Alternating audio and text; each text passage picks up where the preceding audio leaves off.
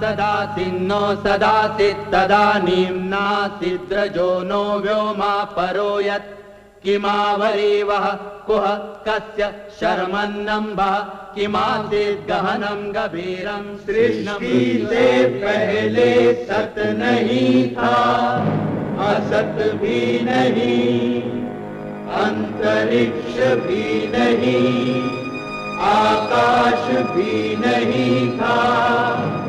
छिपा था क्या, कहाँ, किसने ढका था? उस पल तो अगम अतल जल भी कहाँ था।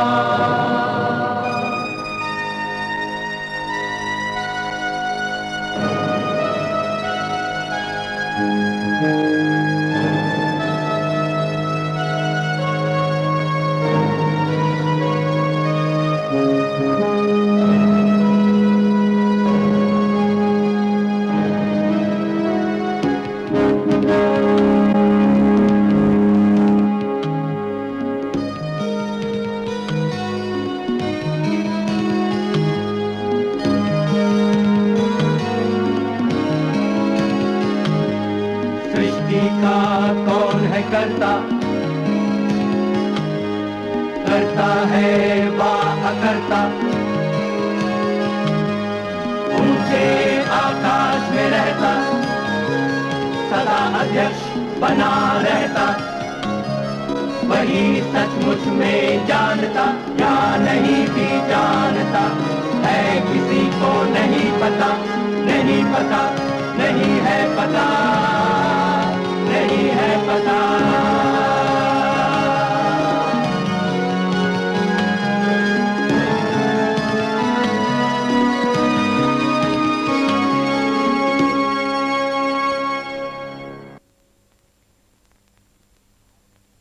भारत की खोज में मैं इतने दिन मसरूफ तो रहा, मगर आखिर कुछ पाया भी कि नहीं। क्या ये महज मेरी गुस्ताखी थी कि मैंने हिंदुस्तान के चेहरे से नकाब हटाकर देखना चाहा कि अब उसका असल रूप क्या है और माजी में क्या रहा होगा।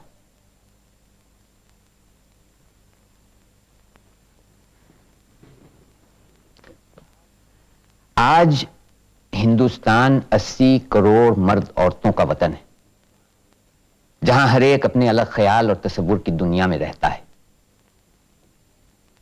जब आज ये कैफियत है तो उन अनगिनत इंसानों की बेशुमार नस्लों के अतीत को समझना और भी दुश्वार है। लेकिन कुछ तो है जिसने इन सब को एक ही सूत्र में बांधा था और आज भी बांधे हुए है। हिंदुस्तान एक जुग्राफी और माशी इकाई है जिसकी तहजीब अनेकता में एकता को अपनाती रही है। उन विरोधाभासों का पुलंदा है जो मजबूत मगर महीन जंजीरों से जुड़ा है। पुरानी गाथाओं की तरह उसमें मायावी स्वरूप है। वो एक अफसाना है, एक ख्याल है, एक ख्वाब है, एक प्रतीक है, मगर साथ साथ ठोस हकीकत भी है, मौजूद और व्यापक। रविंद्रनाथ ठाकुर ने कहा था कि मुझे भारत से प्रेम है, मगर इसलिए नहीं कि मैं भूगोल की देवी मूर्ति का पुजारी हूं, ना ही इसलिए कि मैंने इत्तेफाक से इसकी धरती पर जन्म लिया है, बल्कि इसलिए कि भारत ने युग युगांतर की उथल पुथल में भी उन जीवंत वाक्यों को जिंदा रखा है जो उसकी महान हस्तियों की दीपित चेतनाओं की देन थी। आदिकाल से ही भारतीय विचारक सृष्टि के रहस्य के बारे में सोचने लगे और ऋग्वेद के मशहूर नासदीय सूक्त ने जो सवाल उठाए वो आज के आधुनिक वैज्ञानिक विचार के कितने करीब लगते हैं। ना सदासिन्नो सदासित् तदानीं नासिद्रजो नो व्योमा परो यत् किमावरीवः कुह कस्य शर्मन्नम्भः किमासीत् गहनं गभीरं। न मृत्युरासीदमृतं न तर्हि न रात्र्या अनासीत् प्रकेतः सृष्टि से पहले सत नहीं था, असत भी नहीं, अंतरिक्ष भी नहीं, आकाश भी नहीं था। छिपा था क्या, कहाँ, किसने ढका था? उस पल तो अगम अतल जल भी कहाँ था?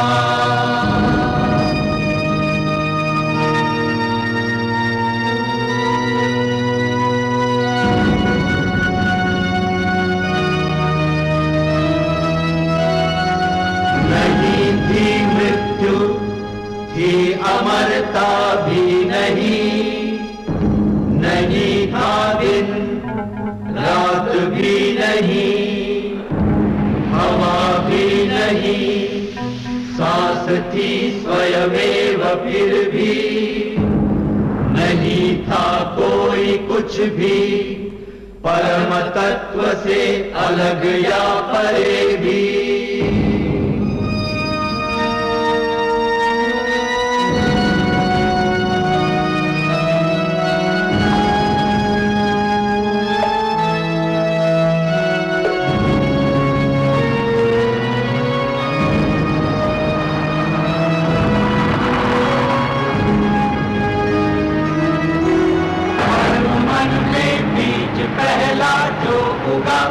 काम बनकर वह जगह कवियों ज्ञानियों ने जाना, असत और सत का निकट संबंध पहचाना।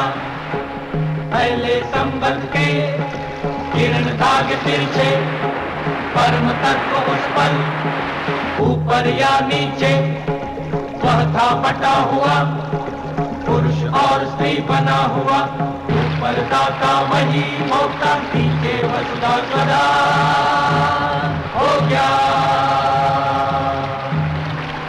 सृष्टि ये बनी कैसे, किससे आई है, कहाँ से? कोई क्या जानता है, बता सकता है? देवताओं को नहीं ज्ञात, वे आए सृजन के बाद। सृष्टि को रचा है जिसने, उसको जाना किसने?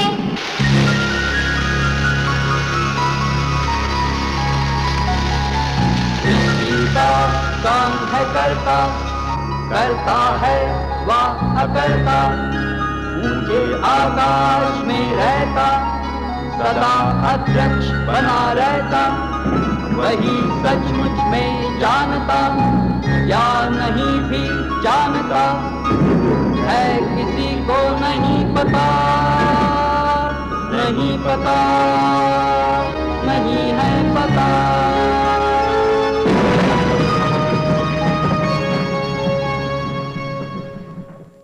उत्तर वैदिक काल में रचे उपनिषद इसी ख्याल को आगे बढ़ाते हैं। आत्मा क्या है, सृष्टि और रचयिता क्या एक हैं या अलग? कठोपनिषद में नचिकेता और यम के वार्तालाप में इन्हीं सवालों का जवाब देने की कोशिश की गई है। महाराज, वो क्या है जो धर्म और अधर्म से अलग, कर्म और त्याग से परे, भूत और भविष्य के उस पार है? नचिकेता, जिस पद और लक्ष्य की महिमा वेद गाते हैं, जिसके लिए तपस्या की जाती है, जिसके लिए मनुष्य व्रत अनुष्ठान करता है, गहन अध्ययन करता है, वो एक ही शब्द में समाया हुआ है। वो शब्द है ओम। ये शब्द ही ब्रह्म है, यही परम है। जो इसे जान लेता है उसकी सारी इच्छाएं पूरी हो जाती हैं। मुक्ति को प्राप्त करने का यह सबसे ऊंचा साधन है, सबसे बड़ी उपासना है। वो ज्ञान स्वरूप आत्मा है, अजन्मा है, अमर है, सनातन है, नित्य है, पुरातन है। मृत्यु के बाद शरीर की समाप्ति हो जाती है, पर वो सतत विद्यमान रहता है। नचिकेता, अगर मारने वाला सोचता है कि मैं मारता हूं और मरने वाला सोचता है कि मैं मर गया हूं तो दोनों ही नासमझ है, दोनों अज्ञानी है। मनुष्य के भीतर बैठा सनातन न तो मारता है न मरता है। महाभारत रामायण महागाथाओं के युग में जब सत्ता और नैतिकता के सवाल उठे तो शांति पर्व और भगवत गीता में उन पर गंभीरता से विचार किया गया। अर्जुन को भगवान कृष्ण का उपदेश इस कश्मकश को स्पष्ट करता है। इसके बाद हर युग में गीता के नए अर्थ खोजे गए। हे कृष्ण, अपने ही बंधु बांधवों को युद्ध की इच्छा लिए तैयार खड़ा देख मेरे अंग ढीले पड़ रहे हैं, मुंह सूखा जाता है, शरीर कांप रहा है, भयानक रोमांच होता है, गांडीव धनुष हाथ से फिसला जाता है, सारी त्वचा जली जा रही है, मैं अटल खड़ा रहने में भी असमर्थ हूं, मन भ्रमित हो रहा है, बुरे लक्षण दिखाई दे रहे हैं। हे केशव,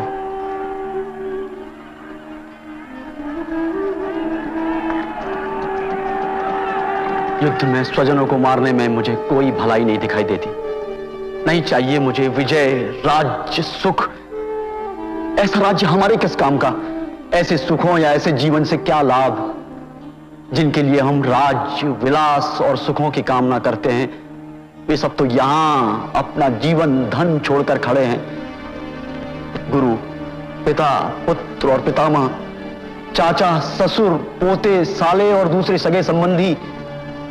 नहीं हे कृष्ण, यदि ये मुझे मार भी डालें तो भी मैं नहीं मारूंगा। धरती तो कम है, 3 लोक का राज्य भी मुझे मिले तो भी मैं इनका वध नहीं करूंगा। हे अर्जुन, संकट की इस घड़ी में ये निराशा कैसी? श्रेष्ठ जन तो सदा इससे अपरिचित रहते हैं। ये भावना तो अपयश का कारण है।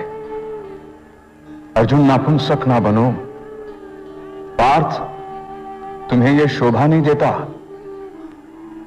हृदय की इस तुच्छ दुर्बलता को छोड़, हे शत्रु विनाशक, उठ खड़े हो। मधुसूदन,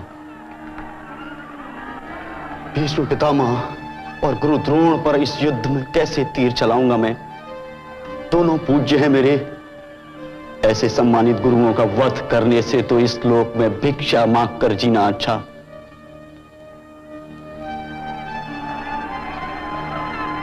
मैं कायरता के दोष में डूबा हुआ हूं, मति मारी गई है मेरी, कर्तव्य की राह से भटक गया हूं मैं।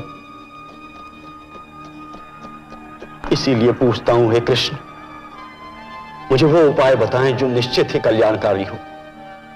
मैं आपका शिष्य, आपके शरण में हूं, मुझे शिक्षा दीजिए।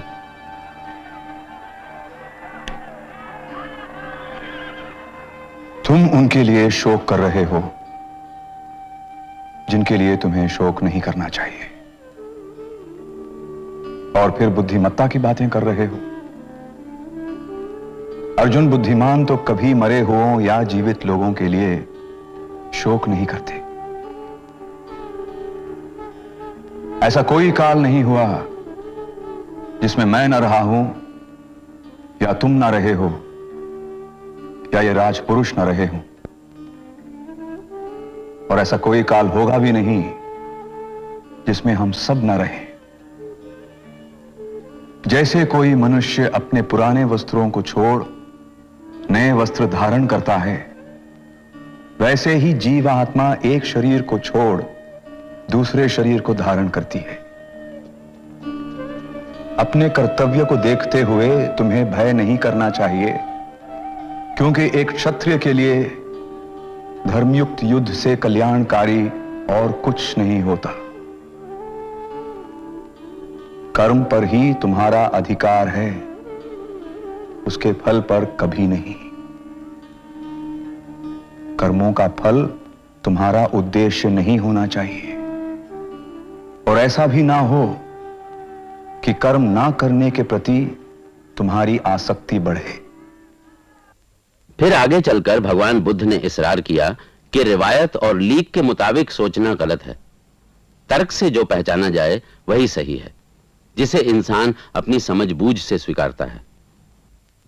मत करो विश्वास, मत करो विश्वास केवल इसलिए क्योंकि वो तुमको बताया है, या कि वो परंपरा से पास आया है, या कि उसको स्वयं तुमने सोचकर अपना लिया है। मत करो विश्वास उसका जो कहा गुरु ने तुम्हारे, क्योंकि श्रद्धा है तुम्हारे हृदय में गुरु के लिए।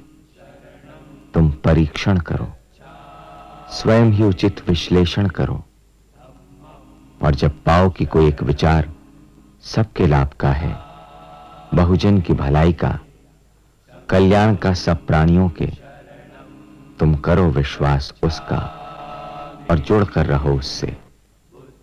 वही केवल एक होगा पथ प्रदर्शक, क्योंकि वो विश्वास होगा स्वनिर्मित, इसलिए होगा सुनिश्चित।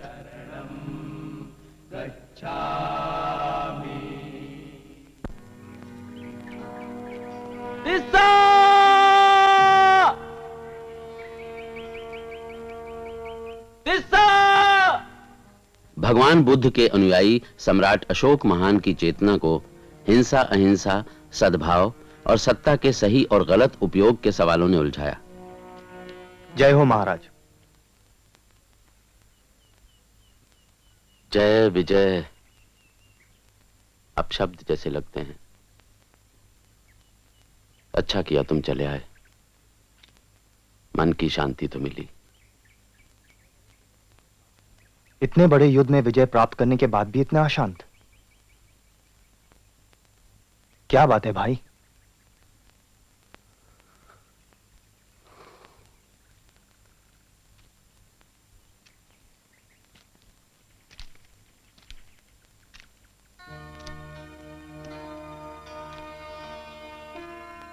तुम ही बताओ तिस्सा, क्या मेरे बच्चे की मृत्यु दैवी प्रकोप के कारण हुई कि मुझे मेरे पापों का दंड मिल जाए?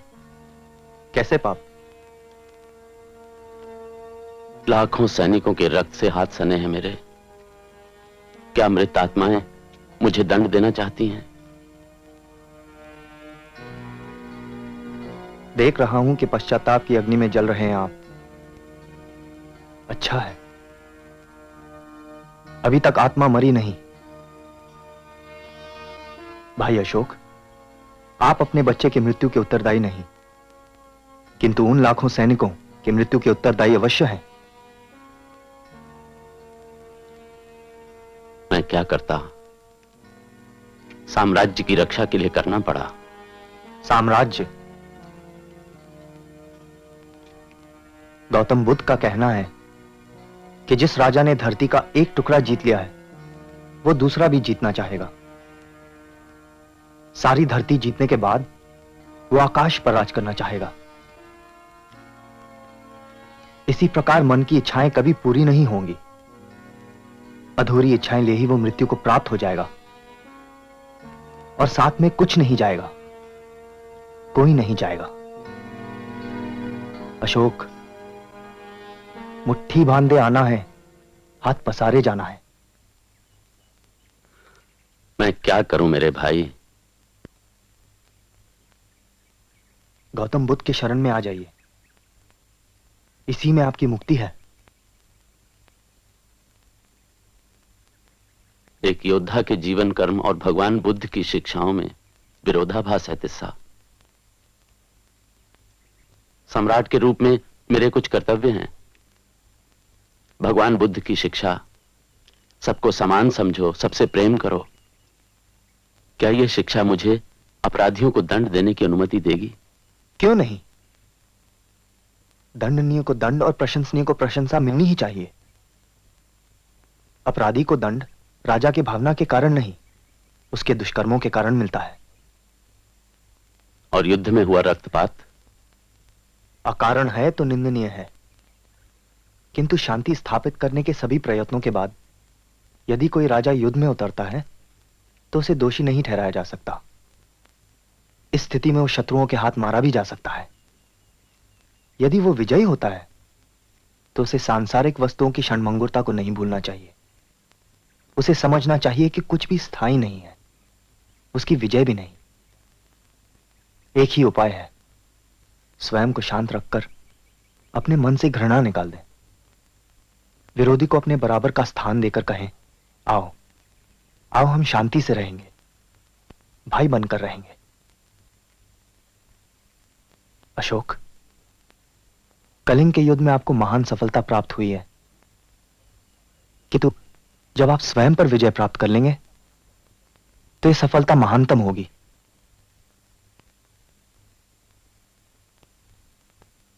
तुमने सत्य के सत्व को पा लिया है तिस्सा। तुम मेरे साथ वापस राजप्रसाद चलो, मेरे गुरु बनकर। नहीं, यह संभव नहीं है मेरे लिए, ना मैं इस योग्य ही हूं। चौमासा बीत चुका है, अब भ्रमण करना होगा। भ्रमण के लिए बाद में चले जाना, अभी मेरे साथ राजप्रसाद चलो। गौतम बुद्ध ने हमारे लिए कुछ नियम बनाए हैं, उनका पालन करना ही होगा। ठीक है, तो फिर मैं भी तुम्हारे साथ चलूंगा। एक भिक्षु का जीवन जी सको तो चलो, पेट की आग बुझाने के लिए भिक्षा मांग सको तो चलो, धरती को बिछौना मानकर आकाश ओढ़ सको तो चलो, ऊबड़ खाबड़ रास्तों पर। बस तिस्सा, मैं चलूंगा। उपवास व्रत से क्या होता। फिर आए अप्पर जैसे भक्ति संत, जिन्होंने ऊंच नीच, रीति अनुष्ठान सबको त्यागने की ठानी, और जिन्होंने निर्गुण या सगुण देवता और भक्त के बीच किसी दूसरे की आवश्यकता को नकारा। क्या होता उपवास व्रत से क्या होता। ये पागल ही नहीं, अधर्मी भी है, पाप का प्रचार करता फिरता है। महाराज, राजमहल की चारदीवारी से बाहर निकलकर सुनिए कि लोग क्या कह रहे हैं। उनका कहना है कि वो इन पुरोहितों से डरते हैं क्योंकि इनकी बातें उनकी समझ में नहीं आती। अहिंसा की बातें करने वाले इन लोगों से वो इसलिए डरते हैं क्योंकि वो उनकी कल्पना से कहीं अधिक क्रूर हैं। उनका कहना है कि भगवान ने इन्हें भुला दिया है। अच्छा, पर तू तो उन्हें सीख देता है कि जो कुछ पवित्र पावन है उसे छोड़ दो। मैं तो उन्हें सिर्फ ये शिक्षा देता हूं कि यदि वो भगवान के साथ संबंध बनाना चाहते हैं तो उसके लिए उन्हें किसी बिचौलिए की जरूरत नहीं है। नीच जात के लोगों, स्त्री को आरती उतारने की शिक्षा तुम ही देते हो ना। हमने जाना है कि भगवान हमारी कल्पना से कहीं अधिक दयावान है। वो छोटी जाति के लोगों या स्त्रियों से डरता नहीं है कि हम उसे इनसे छिपा कर रखें। क्या तुम्हें किसी चीज से डर नहीं लगता? देश निकाला, मौत। कोई भी व्यक्ति हमारा मार्ग नहीं रोक सकता।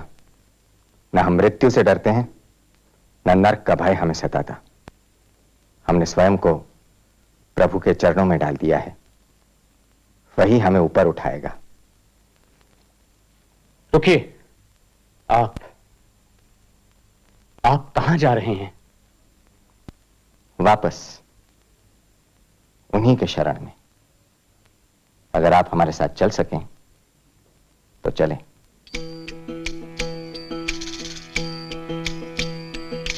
जीवन में कुछ सार नहीं है, जीने का अधिकार नहीं है। जीवन में कुछ सार नहीं है, जीने का अधिकार नहीं है।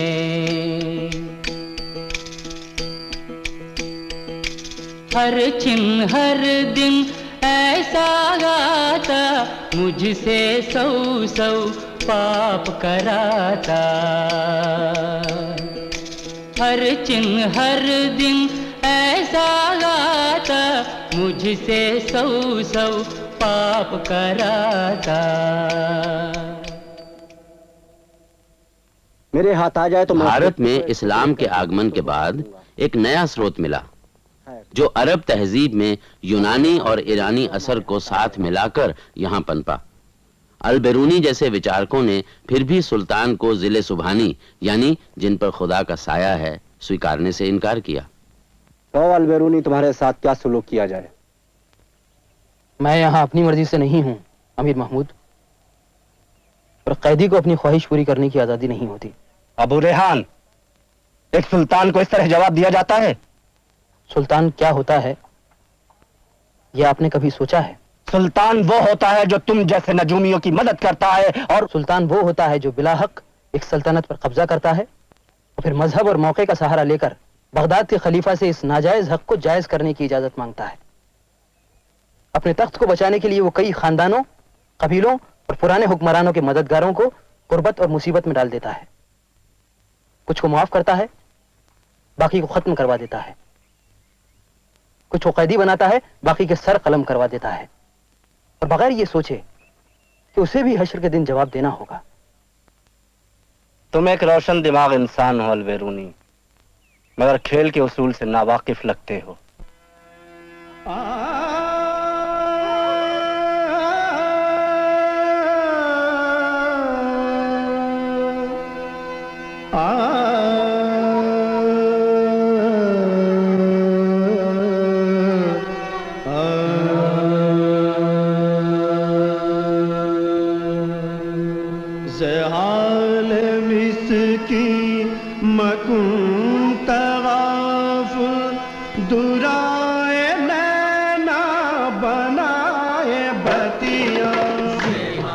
इस्लाम की मध्यकालीन सूफी प्रेम मार्गी परंपरा ने इश्क मजाजी यानी इंसान से प्रेम को इश्क हकीकी यानी खुदा के प्रेम का एक मार्ग या सीढ़ी माना। जुनून के तस्वुर को दुख और दीवानगी की हद तक भक्ति मार्ग का एक अंग बनाया, जैसा हमें खुसरो की फारसी हिंदी शायरी में दिखता है।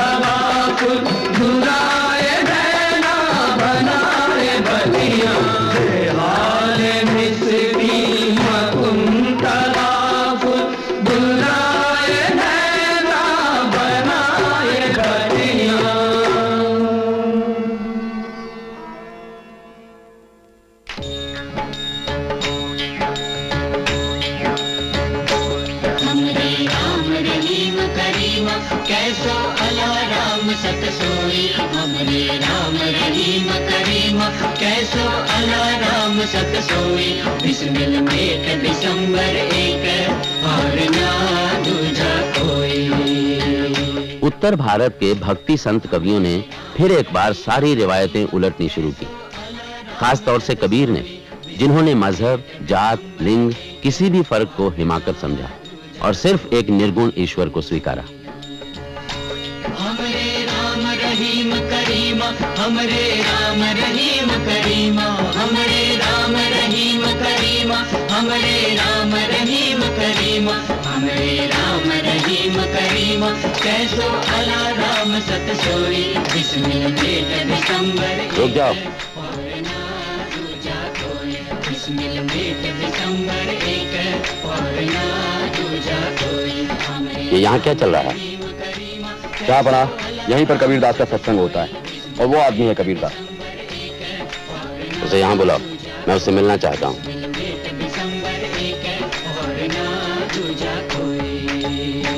कबीरदास, जहाँ पना बुला रहे हैं।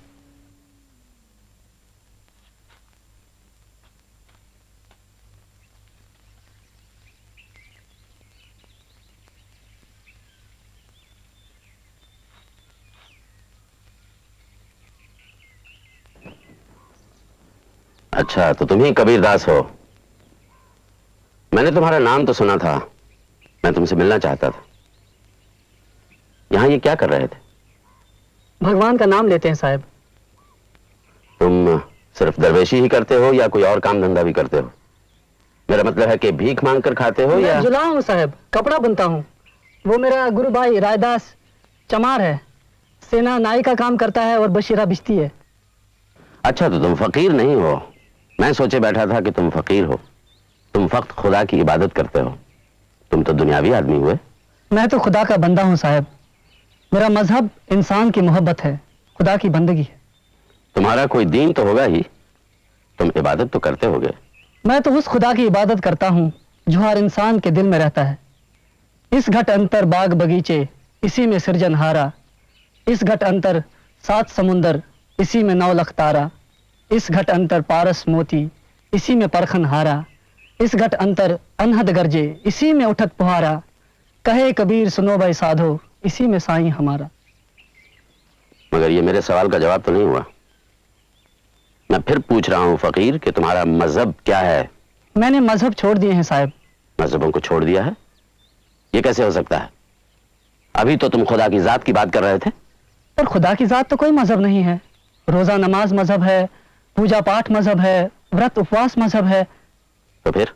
जो तुर्क रोजा नमाज न रखे वो तुर्क नहीं है, जो हिंदू व्रत उपवास न करे वो हिंदू नहीं है। ठीक ही तो है। पर मैं हर इंसान को हिंदू और तुर्क की नजर से नहीं देखता। हिंदू हिंदू है, मुसलमान मुसलमान है। हिंदू का बेटा हिंदू ही तो होगा। पर जन्म से तो सभी इंसान हैं। वरना ब्राह्मण का बेटा माँ की पेट से तिलक लगाकर पैदा होता और तुर्क का बेटा खतना करके। ये क्या बक रहा है? फकीर, तुम्हारे ये फलसफे तुम्हें बहुत दूर नहीं ले जाएंगे। मुझे बहुत दूर नहीं जाना है साहब। मैं तो सिर्फ अपने मालिक के चरणों तक पहुंचना चाहता हूँ। एक इंसान के दिल से दूसरे इंसान के दिल तक जाना चाहता हूँ। यह आदमी दीन की तौहीन करता है, रोज नमाज को बुरा भला कहता है, यहाँ तक कि मस्जिद की सीढ़ियों पर बैठकर उल्टा सीधा बकता रहता है। मैं तो सोच रहा था कि मैं तुम्हें दिल्ली लेकर जाऊंगा और शेख तकी साहब से मिलवाऊंगा, मगर मैं देख रहा हूं कि तुम खपती और जनूनी आदमी हो और अपनी ऊल जलूल बातों से यहां बदअमनी फैला रहे हो। बोलो, तुम्हारा मजहब क्या है? एक निरंजन अल्लाह मेरा, हिंदू तुर्क दुई नहीं मेरा। पूजा करूं न नमाज गुजारूं, एक निराकार हृदय नमस्कारूं। ना हज जाऊं न तीर्थ पूजा, एक पिछाणी तो क्या दूजा। कहे कबीर भरम सब भागा, एक निरंजन सो मन लागा। इसे शहर से बाहर ले जाओ और हटाओ इन लोगों को यहां से। निर्भय निर्गुण गाऊंगा, मोको कहां ढूंढे रे बंदे, मैं तो तेरे पास में। ना मैं देवल ना मैं मस्जिद, ना काबे कैलाश में।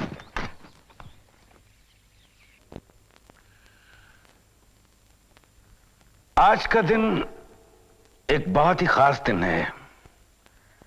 मैंने आप सबको इसलिए यहां बुलाया है क्योंकि आप सब मेरे दिल के बहुत करीब हैं।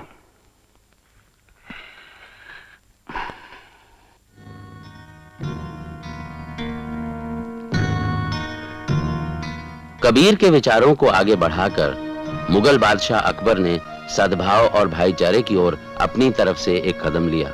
आप समझ सकेंगे कि मैं जिस दीन इलाही का ऐलान करने जा रहा हूं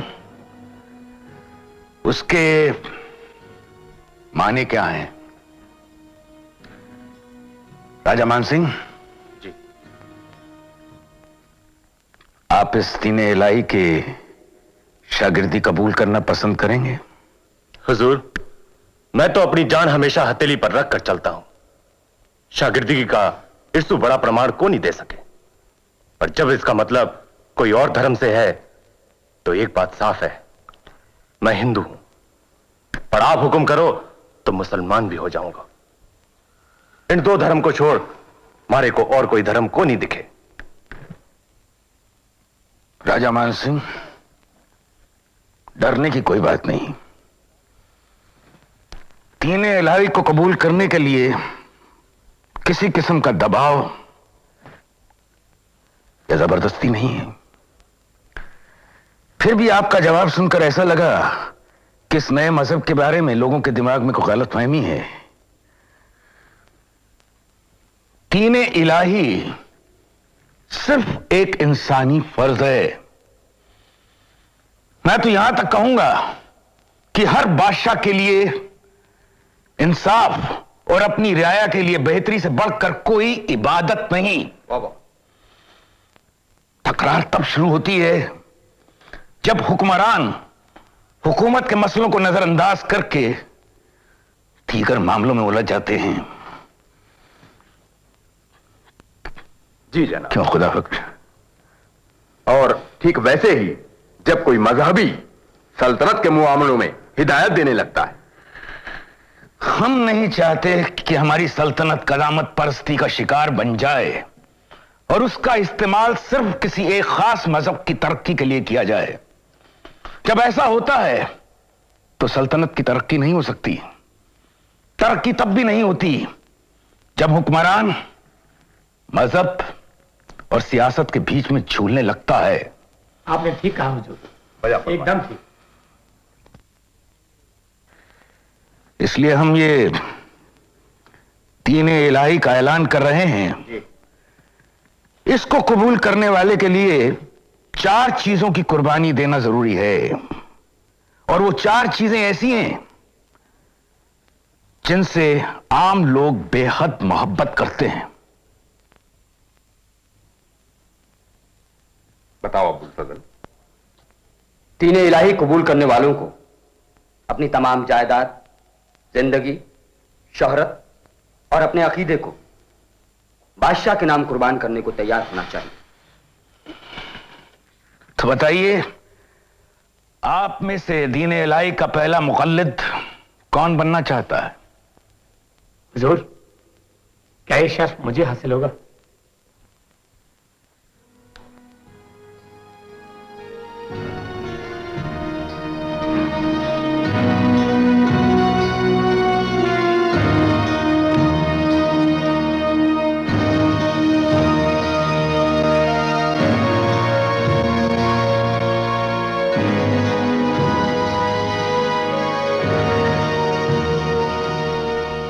अकबर के परपोते औरंगजेब और शिवाजी में इसी मुद्दे पर वाद विवाद हुआ। शिवाजी, आप खफा होकर भरे दरबार से उठकर चल दिए, क्या हम इसकी वजह पूछ सकते हैं? दक्कन के राजा को पंच हजारियों के बीच खड़ा करना क्या आपको शोभा देता है? जाहिर है इतना छोटा ओहदा आप कबूल करने को तैयार नहीं। यह हमारे कारकुनों की गलती है। हम आपके साथ दोस्ताना ताल्लुकात चाहते हैं। आप हमारे छोटे भाई जैसे हैं। आपके भाइयों के साथ क्या सुलूक किया गया है यह हमें अच्छी तरह मालूम है।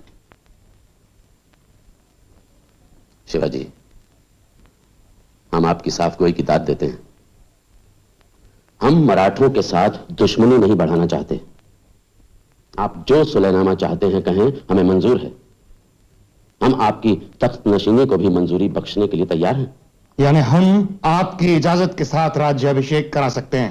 आप बहुत जल्द खफा हो जाते हैं। इस मुल्क में चला आता 200 साल पुराना दस्तूर यही रहा है। मुगल साम्राज्य खुद 200 साल पुराना नहीं है हुजूर, और बाकी राजा दिल्ली की मेहरबानी के मोहताज रहे, ये परंपरा तो 100 साल पुरानी भी नहीं है। मगर इन 100 सालों में किसी ने आजाद राज कायम करने का ख्वाब नहीं देखा है। अनेक वर्षों के बाद दक्कन के एक हिस्से में हमने अपना राज्य बसाया, जहां इससे पहले बद इंतजामी के अलावा और किसी का राज नहीं था। क्या वहां की बद इंतजामी के जिम्मेदार हम हैं? वो इलाका आपका था कब?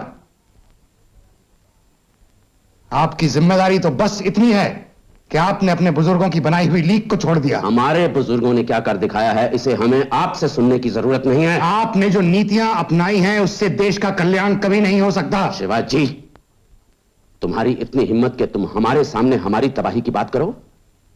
अगर हमने राजा जयसिंह से वादा ना किया होता तो इस हिमाकत की कीमत तुम्हें अपना सर देकर चुकानी पड़ती। हम तुम्हें रुखसत देते हैं। राजा साहब, अगर तुम दिल्ली के तख्त के साए में नहीं रहना चाहते तो मत रहो। हम भी तुम्हारी शक्ल नहीं देखना चाहते। राम सिंह, इसे सलाबत खां की हवेली में रखा जाए, कड़े पहरे के साथ। जहां अपना हमारे वालिद साहब।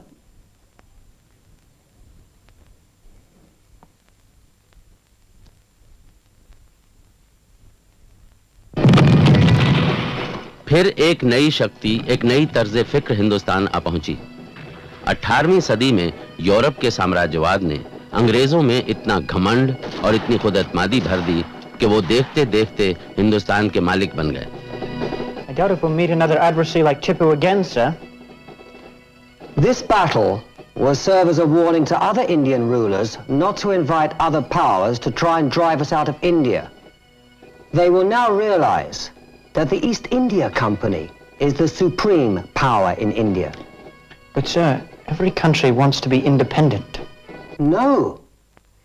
It is the manifest destiny of the natives of India to prosper under the benign rule of the British, rather than under some corrupt Oriental despot. जिस दौर में यूरोप में औद्योगिकरण और तर्कवाद पनप रहा था, तब भारत के कुछ हिस्सों में, खासतौर से बंगाल और महाराष्ट्र में उनका असर महसूस किया गया। लेकिन उत्तर भारत के परंपरा में जकड़े समाज ने इसका प्रतिरोध किया, जिसका नतीजा था 1857 की बगावत।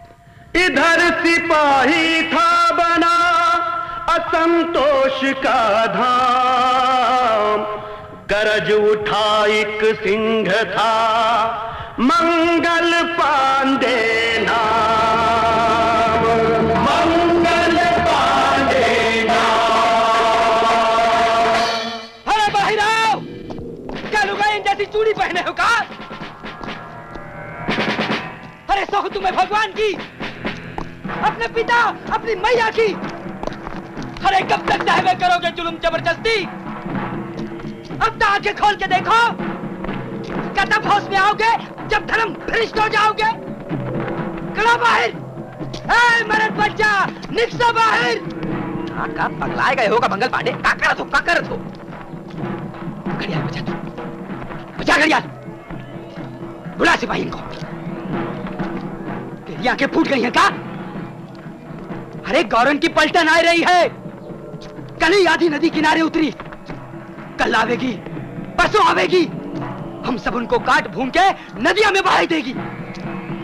उन सबन को जो मुंह से कारतूस नहीं छीलत है। बजा कर तू, बजा, चल।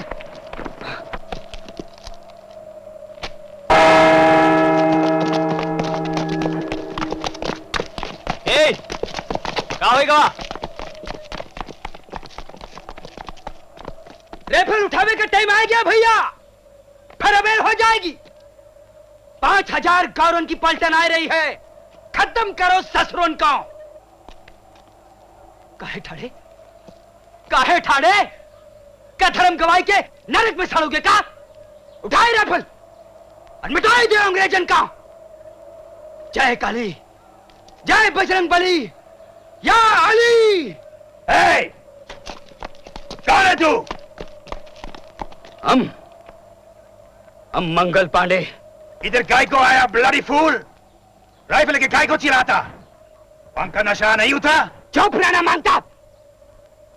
अब तुम्हारा राज खत्म हो गया।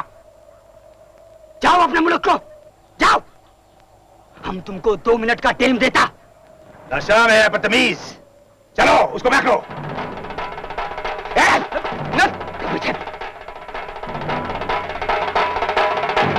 ये राइफल भरी हुई है हुजूर।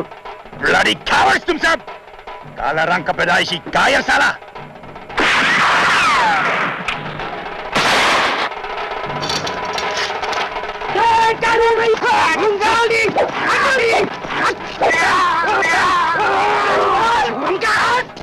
अरे बस बहुत हुआ। मैं अपनी बात कह गई, बस बहुत हुआ। सुनो उनका। देखा देखा तुम लोगों ने कितना आसान है। गुरुन का भी खात्मा कर दे सकते हैं हम। एक तरह की जरूरत नहीं है। चलो चलो और खत्म करो।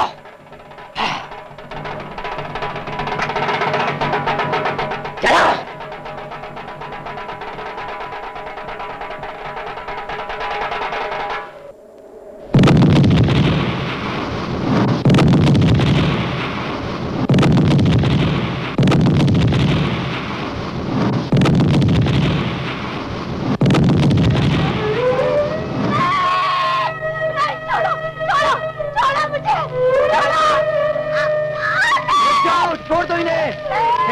क्या कर रहे हो? राम मोहन राय और उनके बाद विवेकानंद जैसे सुधारक जानते थे कि अंग्रेजों का मुकाबला हथियारों से नहीं, विचारों के मैदान में ही होने वाला है। और जब तक हम अपने समाज में परिवर्तन नहीं लाएंगे, हमें आजादी नहीं मिलेगी। मगर परिवर्तनों के बावजूद आजादी हासिल नहीं हुई। जातिवाद एक ऐसी सामाजिक प्रथा है जो हमारी कई महान हस्तियों ने मिटाने की कोशिश की।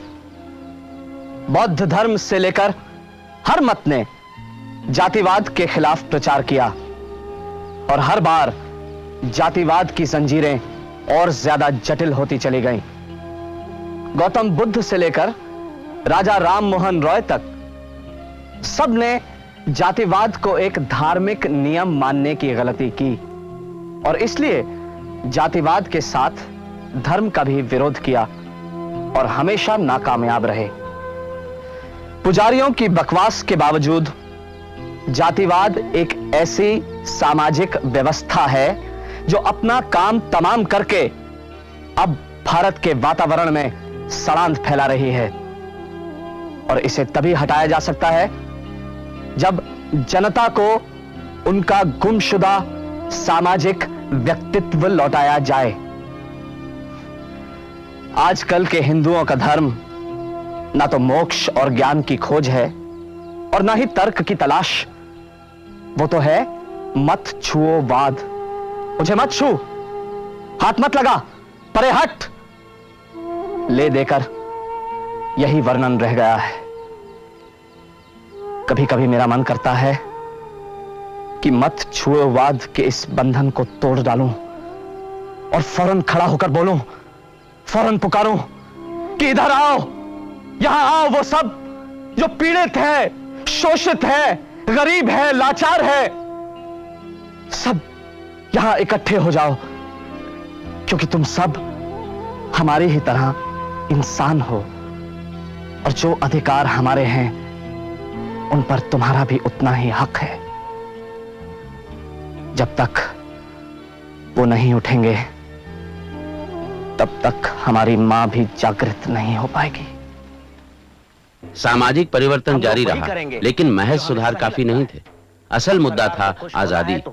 कांग्रेस के गरम दल ने स्वराज की मांग स्पष्ट रूप से सबसे पहले उठाई। पिछले साल स्वराज्य का झंडा फहराया था the great man of India ने, दादा भाई नौरोजी ने। मेरा लक्ष्य है स्वराज्य। स्वराज्य मेरा जन्म सिद्ध अधिकार है और मैं उसे लेकर ही रहूंगा। असल मायने में अहिंसा का अर्थ है दुख का ग्रहण। इसका यह अर्थ बिल्कुल नहीं कि कुकर्मी या पापी की मर्जी के आगे चुपचाप सर झुकाओ, बल्कि अत्याचार के खिलाफ अपनी पूरी आत्मा का जोर लगाओ। इस सिद्धांत को लेकर यह मुमकिन है कि सिर्फ एक तन्हा व्यक्ति एक संपूर्ण अनैतिक साम्राज्य को ललकारे अपनी इज्जत आबरू, अपने विश्वास और अपनी आत्मा के बचाव के लिए, और इस तरह वो उस साम्राज्य के पतन या पुनर्जन्म की नींव डाल सके। मैं हिंदुस्तान को इसलिए अहिंसा अपनाने के लिए नहीं कह रहा कि वो कमजोर है, बल्कि मैं उससे अहिंसा का आचरण इसलिए चाहता हूं ताकि उसमें अपनी शक्ति और क्षमता की चेतना बढ़े।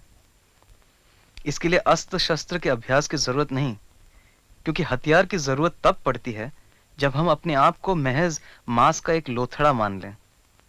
मैं चाहता हूं भारत यह पहचाने कि उसकी आत्मा कभी नष्ट नहीं हो सकती और वो हर जिस्मानी कमजोरी से ऊपर उठकर विजय पा सकती है, सारी दुनिया की ताकत को ललकार भी सकती है। आप मुझे गलत न समझें, शक्ति शारीरिक क्षमता से नहीं मिलती, वो मिलती है दृढ़ निश्चय से। महात्मा गांधी की इंकलाब! इंकलाब! गांधी जी के विचारों ने गांव-गांव में आंदोलन फैलाया और 1930 में मर्द, औरतें, बच्चे सब बलिदान के रास्ते पर उमड़ पड़े।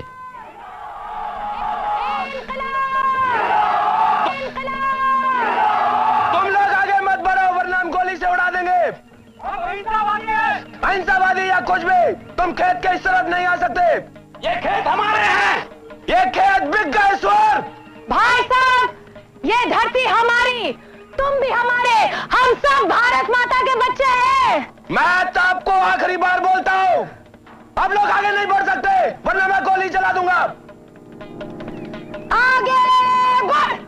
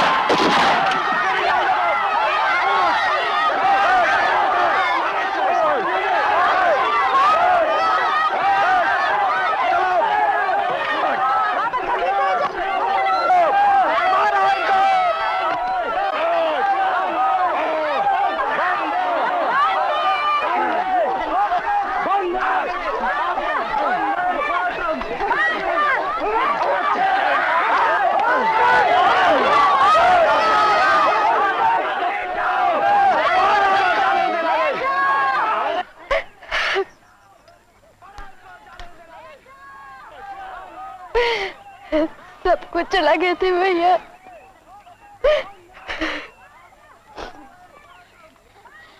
कुछ भी अंग्रेजी सरकार के हाथा में ना पड़े, ऐसा ही करते। चलो चलो।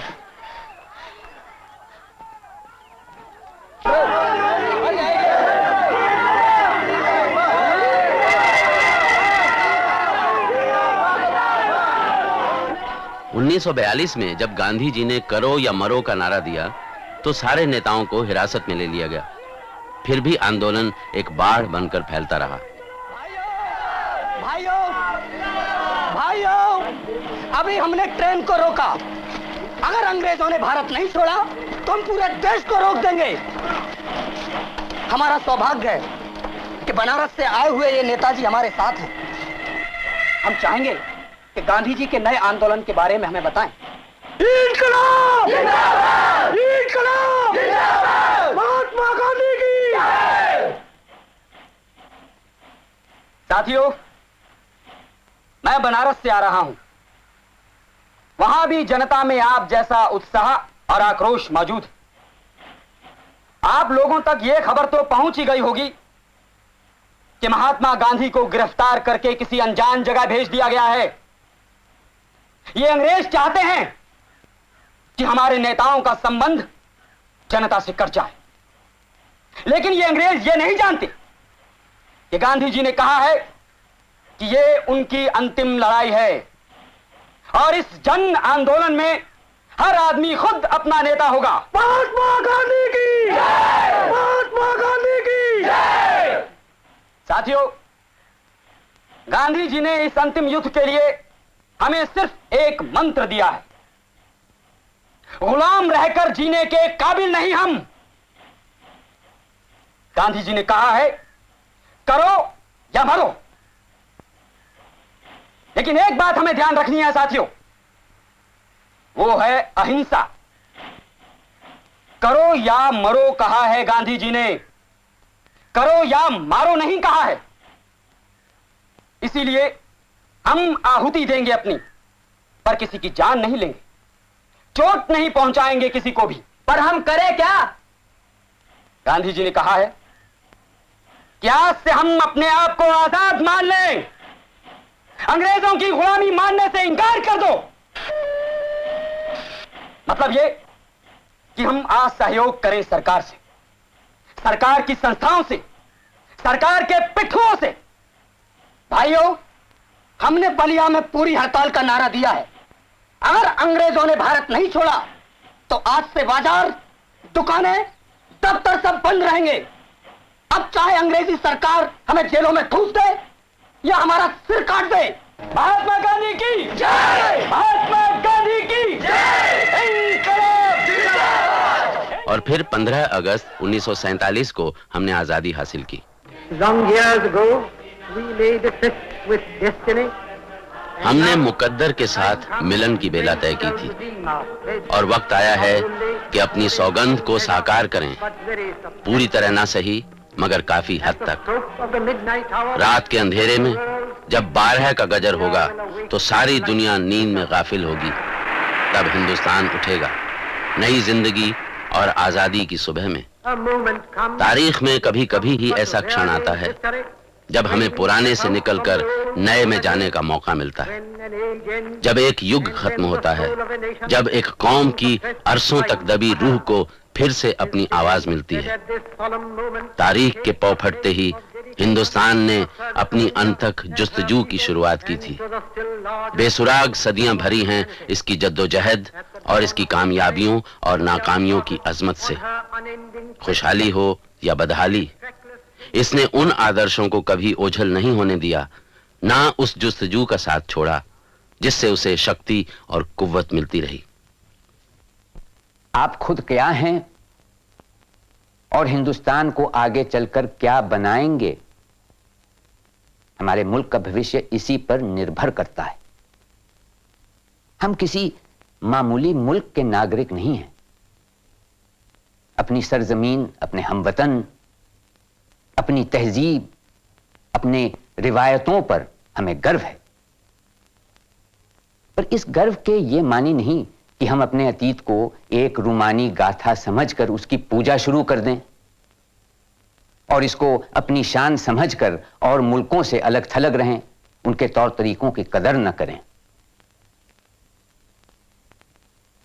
मैं खत्म करूंगा रविंद्रनाथ ठाकुर की गीतांजलि की एक प्रार्थना से।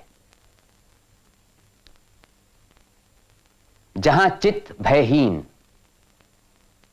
जहां पर ऊंचा रहता माथा हो, जहां न धरती को टुकड़ों में दीवारों ने बांटा हो, जहां मुक्त हो ज्ञान, सच्चाई से बानी आलोकित हो, उसी लोक में देश हमारा भारत चिर जागृत हो। जहां चित्त भयहीन, जहां पर ऊंचा रहता माथा हो, जहां न धरती को टुकड़ों में दीवारों ने बांटा हो, जहां मुक्त हो ज्ञान, सत्य से बानी आलोकित हो, उसी लोक में देश हमारा भारत चिर जागृत हो, भारत चिर जागृत हो। जहां कर्म का रथ बिन बाधा हर पल बढ़ता जाता हो, रेगिस्तान न आचारों का विचार जल पी जाता हो,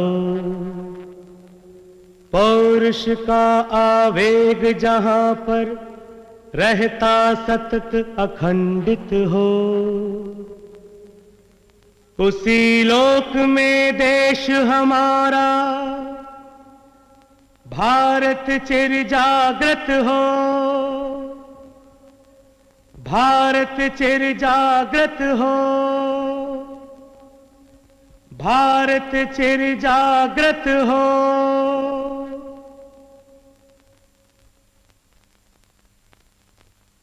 हिरण्यगर्भात् समवर्तताग्रे भूतस्य जातः पतिरेक आसीत्, सदाधार पृथिवीं द्यामुते मां कस्मै देवाय हविषा विधेम।